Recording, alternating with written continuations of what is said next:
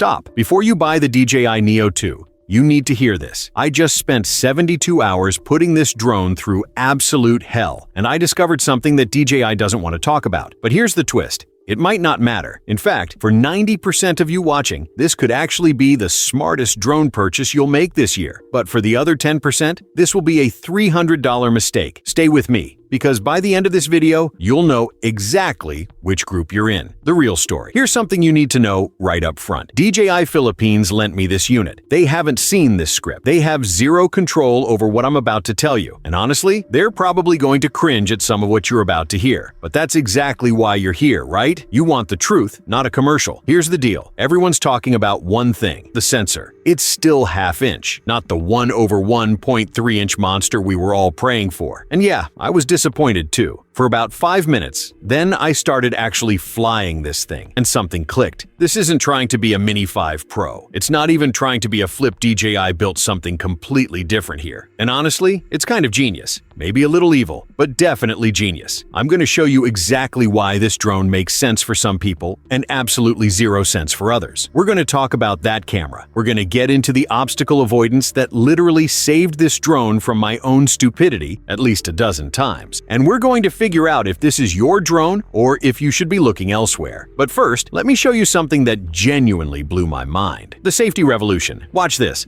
I'm about to do something I would never ever do with any other drone in this price range. You're watching my 4-year-old son control a drone. And I'm not nervous. Actually, that's a lie. I'm a little nervous because he's 4. And chaos is his superpower. But here's the thing. This drone has omnidirectional obstacle avoidance. Not just front sensors, not just bottom sensors. We're talking omnidirectional protection with vision sensors top and bottom, a LiDAR sensor up front that works even in low light, and infrared sensors pointing down. The original Neo had zero obstacle avoidance. Literally none. It was a kamikaze mission. Every time you pressed that circle mode button near trees, I crashed mine 3 times in the first week. Not anymore. The Neo 2 has completely changed the game. We've got vision sensors on top and bottom, infrared sensors pointing down, and that LiDAR unit scanning forward. The forward-facing sensors can detect obstacles from half a meter to 15 meters away at flight speeds up to 8 meters per second. The sensors on the rear, sides, top, and bottom provide detection from half a meter to 15 meters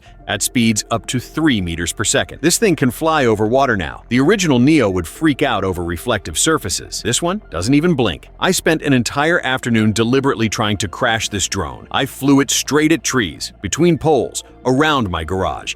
It stopped every single time, either bypassed the obstacle or just hovered in place. And that's when it hit me. This isn't just a camera upgrade situation. DJI fundamentally redesigned what this drone is supposed to do. Build quality deep dive. Let's talk about what's actually in your hand, because the changes here are way more significant than you'd think. Pick up the Neo 2. And immediately you notice it's beefier. The bare aircraft weighs 151 grams, and with the 04 transmission module attached, it hits 160 grams. That's about 20 grams heavier than the original Neo, but still comfortably under the 250-gram threshold that triggers registration requirements in most countries. The prop guards aren't just bigger, they're smarter. They wrap around the top, bottom, and crucially, those 2 prongs extending forward are protecting your gimbal. That's your most expensive component, by the way. The propeller's got a complete redesign. Quieter, smoother, more stable in wind. DJI claims level 5 wind resistance now, up from level 4. That's roughly 20 to 25 miles per hour. Gusts that this thing can handle. I tested it on a particularly breezy afternoon.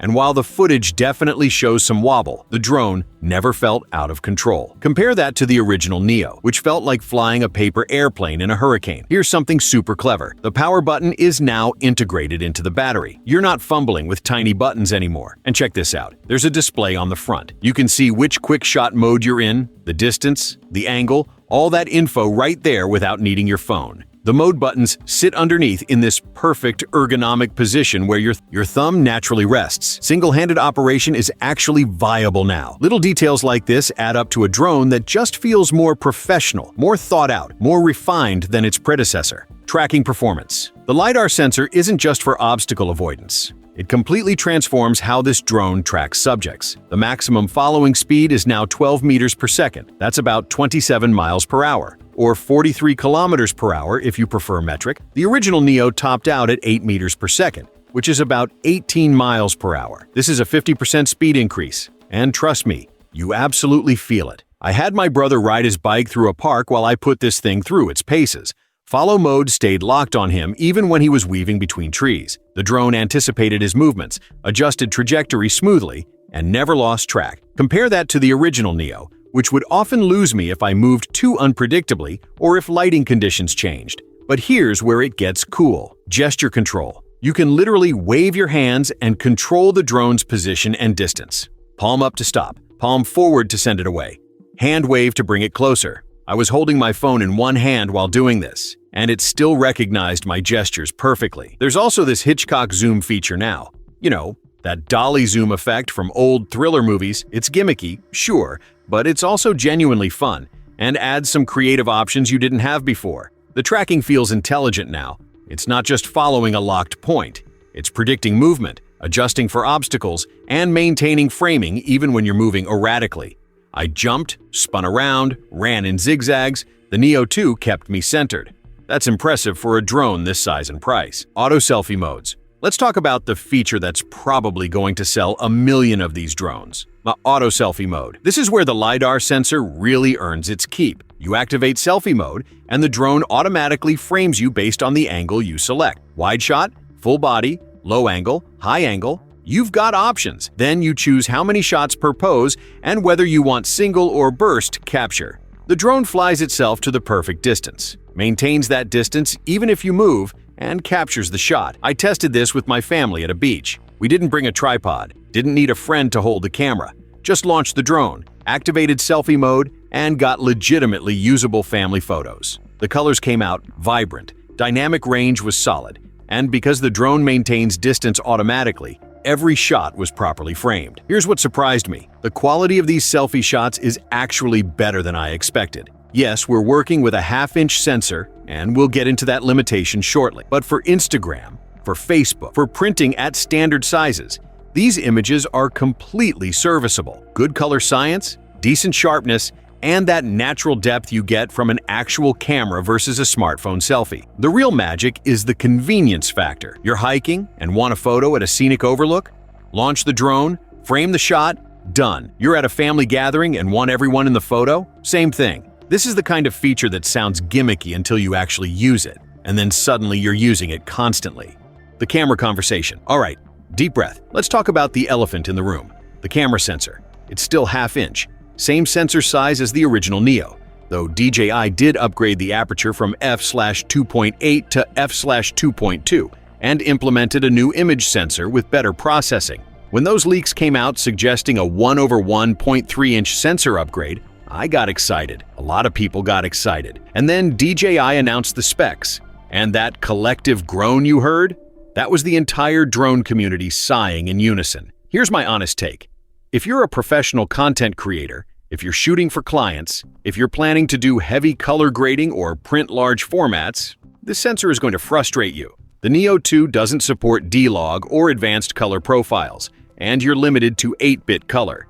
It's just not equipped for the kind of post-production flexibility that serious work demands. In good lighting, you'll get decent results. But push it into golden hour, into shadows, into any challenging lighting situation, and you'll see the limitations immediately. Noise creeps in, details get mushy. You lose shadow detail and highlight roll-off. I shot side-by-side comparisons with the DJI Flip, which has that 1/1.3-inch sensor everyone wanted. The difference is noticeable. The Flip's footage has more depth, better color gradation, cleaner shadows, and just generally feels more professional. If image quality is your #1 priority, that sensor size gap matters. But, and this is a big but, let's be real about how most people are going to use this drone you're shooting for social media.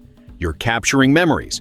You're creating content that will primarily be viewed on phones and computer screens. In those contexts, the Neo 2's camera is absolutely fine. Better than fine, actually. The wider f/2.2 aperture lets in more light, compared to the original's f/2.8 ISO now goes up to 12,800, which helps in low light even if it introduces some grain. You can shoot 4K at 60 frames per second now instead of being capped at 30 frames per second. And there's even a 4K 100 frames per second slow motion mode. For vertical video content, you get 2.7K resolution, which is perfect for Instagram Reels and TikTok. Here's what I think happened. DJI looked at the Neo's sales data and realized most buyers weren't professional creators. They were families, casual users, beginners, people who wanted a fun, safe, easy-to-use drone. For that market, sensor size isn't the priority, safety is. Ease of use is. And honestly, keeping costs down is. If DJI had put a bigger sensor in here, the price would have jumped, the size would have increased, and suddenly you're competing directly with your own Mini 5 Pro. That's bad business. Final verdict. So, here's my final take. The DJI Neo 2 is exactly what it needs to be. A safe, accessible, fun drone that almost anyone can fly successfully. Is it perfect? No. That camera sensor is a limitation. Battery life could be longer. But for the target audience, beginners, families, casual users, these limitations don't outweigh the benefits. The omnidirectional obstacle avoidance alone is worth the price of admission. I cannot stress enough how much confidence that gives you as a pilot. You're not constantly terrified of clipping a branch or misjudging distance. The drone just handles it. That peace of mind transforms the entire flying experience. If you're in the market for a beginner drone and safety matters, this is the one to get. If you need professional image quality, keep saving for the Mini 5 Pro. And if you're somewhere in between, consider the Flip carefully. Before you go, I want to hear from you. Are you team safety first or team image quality above all? Drop a comment and let me know which drone you're considering and why. And if you found this review helpful, genuinely helpful, do me a solid and hit that like button. It helps this video reach more people who are trying to make this same decision. If you want to support the channel and you're planning to buy the Neo 2 anyway, I've got affiliate links in the description. It costs you nothing extra and helps me keep making honest reviews like this one. Subscribe if you want more straight talk drone coverage, because I've got more coming. Thanks for sticking with me through this deep dive. Now get out there and fly something. I'll see you in the next one.